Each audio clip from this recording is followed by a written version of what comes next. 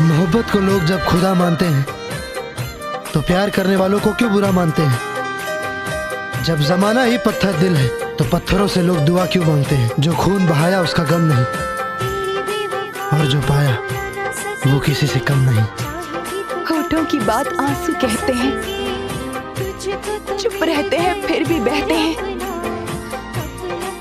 इन आंसुओं की कीमत तो देखिए, ये उनके लिए बहते हैं जो दिल में रहते हैं।